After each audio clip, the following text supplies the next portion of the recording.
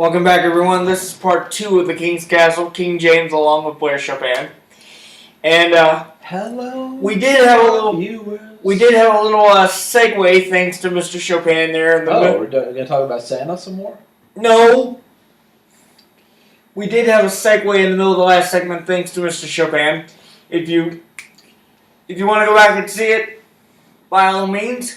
But wait, you think people who watched the last episode are going to go back and search for the segue? Yes! No, I don't think they're that bored. No. They want to get this over with. Okay, cut! They have children. We need to take a break, sorry.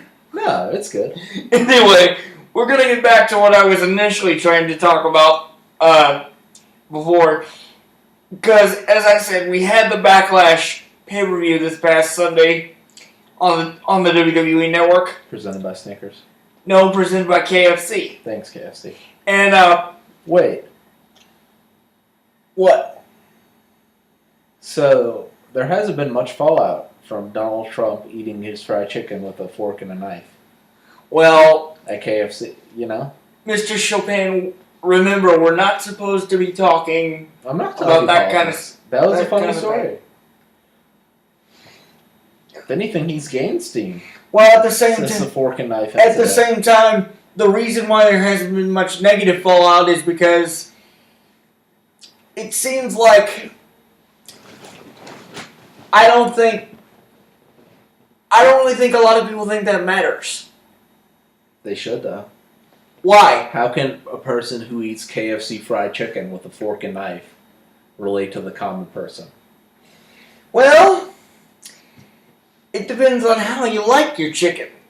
No, have you in your life? Stop it. You're just like Donald Trump because he was. If he was eating his chicken barbecue, then he'd probably eat it with a fork. Well, when are you getting barbecue chicken? He had a fried chicken bucket. You don't get barbecue chicken from KFC. Yeah, you do. Okay, 2 questions here. Who in your life has ever eaten chicken with a fork and knife? No one. Okay. Second question. Who have you known that's ever ordered barbecue chicken from KFC? I don't think I've known anyone, but at the same time, I know my sense is that they've had it for a while because they tried their hand at doing buffalo wings. Yeah, but no one got them. Really? I think we deport people who order barbecue chicken. Can you prove that? It's not Kentucky barbecue chicken, KBC. We deport people. That's our policy. We deport you if you order barbecue chicken from KFC. Well, wait a minute. I always thought their slogan was "We do chicken right," and the way. Well, maybe they think right. The way the way the majority of the customers want it is the right way. The majority of the customers don't they want it fried though? Hence the name. Then what are we arguing about? I just said no one gets barbecue chicken there, and then your argument was the customer's always right, and then you're like they want fried chicken. See? But we just said the exact same thing. Dude, just go with it. I'm trying to give you some banner. I know, but your banner is agreeing with me. But anyways, the fallout. There was no fallout from it. And, there should be. Well, why should it be disqualifying? Why does that surprise you? I don't know. He could do anything and get 40% of the Because let's be honest. And I swear this will be the only time we talk anything political on this show. The thing the American public looks for when they try to decide... You're speaking for the people. To decide where they're going to vote is... the truth. Oh, they don't care. Oh God. They don't care what Hillary Clinton had for dinner last night. They don't care how often Donald Trump eats fried chicken with a fork. What matters is who they think they can trust. So all they're looking for is facts, and they're looking for promises. That's it. Okay. They don't care how often one of the candidates eats fried chicken with a fork. Or at least I don't. So, if what you're saying is right, and you know the American people. You've talked to all 80 whatever million of them, and you think they're looking for truth telling and sincerity and all these things, and who's going to do the best thing for the American people. Then you've got two candidates who flip flop all the time, who are liars, and are just by all accounts awful people. Why are the majority of people still going to vote for them? Well, Because the majority of Americans dislike them. So if you say both these candidates are dislikable and we're looking for someone who's telling the truth, why wouldn't you vote for someone else? well, because at this particular point there'd be nobody else in the race. But there are other people in the race. Well, that kind of brings me to an interesting point. Blair,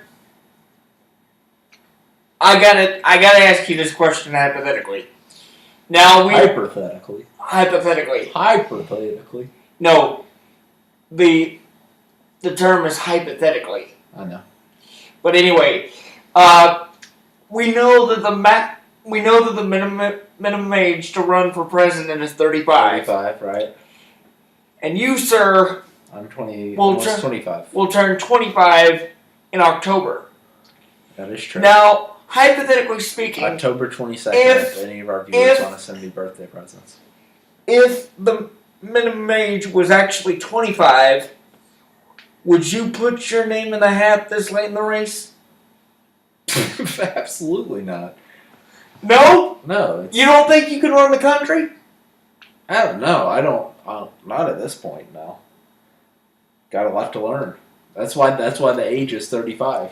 Well, at the same time,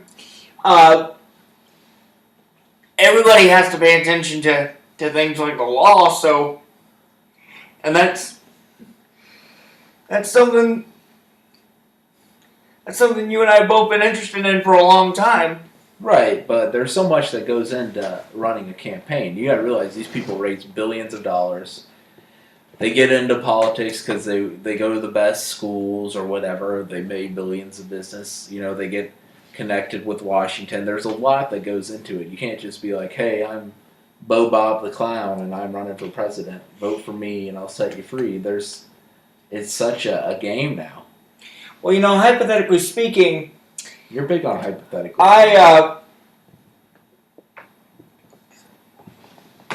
There you go. I personally believe that if the minimum age were 25, a lot of people would vote for either you or me just because of our charisma. I think that's a nice thing to think. But honestly, there's so many people in America, and there are so many people in the city of Concord who have no idea who I am. And, you could argue it's their loss or it's a good thing. But I don't think a majority of people would vote for us. I mean, we don't have the infrastructure. But we do have charisma. We do have charisma. And we got a lot of personality. But so does the waitress at Chili's. And people aren't going to vote for Donna the waitress. Like, charisma's fine, but there's a lot that goes into, being president and running a successful campaign. All true. Well, I would vote for you, though. Ultimately, the race is even though you thought the Nazis were Japanese, I would vote for you. Why did you bring that up while on the web? Now people are going to think I'm crazy. Yeah, they'll think something. Well, I mean, they already think you're crazy because you just said that you would win the presidency because of your charisma. No, I said collectively a lot of people would vote for you and me because of our personalities. You would, I don't know. Who would be president and vice president in our situation? I don't know if you could deal with not being in power. Really? The vice president doesn't do a whole lot. They just basically have a tiebreaker vote, and they sit and they look pretty. Like Joe Biden has done nothing but fall asleep during Obama's speeches and fart during his speeches while asleep. Well, that's not necessarily true. They don't do anything.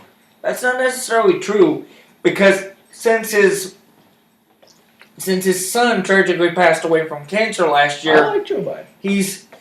He's actually done a lot to raise awareness for for brain cancer research. That's true. That's a fair point. But I'm saying, like, as far as your official roles in the government, all you really have to do is break a tie vote.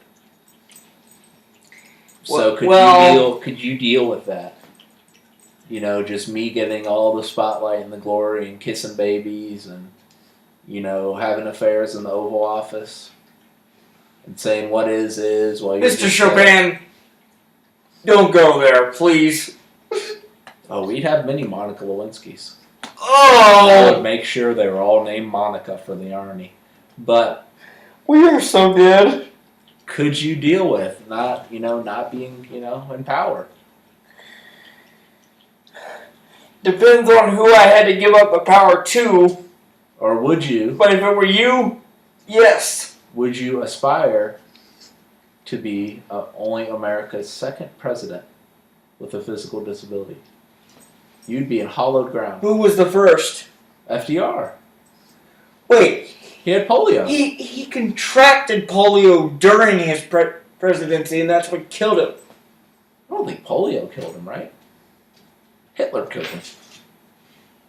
I wouldn't say that. I know, I'm messing with you. But that'd be pretty cool, right? Yeah, it would be. Okay, do you ever think in our lifetime we will have a gay president? Well, a gay president. It's very, very possible. I think so too. Because a lot of famous people nowadays are gay. Neil Patrick Harris, 2020.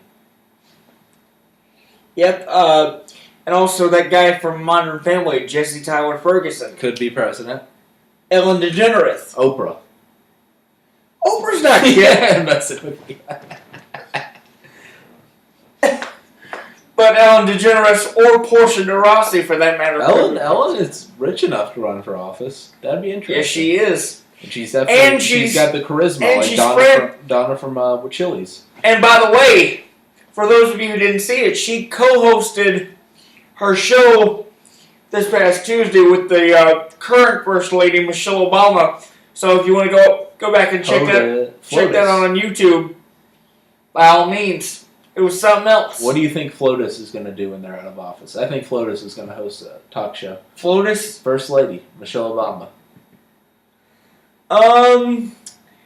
She's probably going to, if anything else, she's probably going to continue to raise awareness for nutrition for young kids.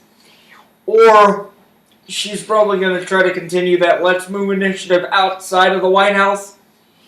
Either one of those would be great. You think, what's going to happen with Obama? President Obama? What? Small chance of happening. Small chance he gets nominated to the Supreme Court. To be a Supreme Court justice. Now, if Hillary Clinton is elected. Wait a second. Why would that happen since he's already been the president? Because, he might love being a Supreme Court justice. And it'd be a very popular choice. Well, once he signs on to do that, if elected, he signs on for life. No, he could quit, but he could be there for life, yeah. But watch out for that. You heard it here first. Very true. But anyway, or he could be an NFL commentator or something, since he loves sports. No, not NFL, NBA. Yeah, NBA, something like that. He's more a basketball player than a football player. Yeah, we'll see. We'll see what happens to him. But anyway, we're gonna take a little time out, but we'll be back with more analyzing. So stay right there. Analysms. What up, Pete?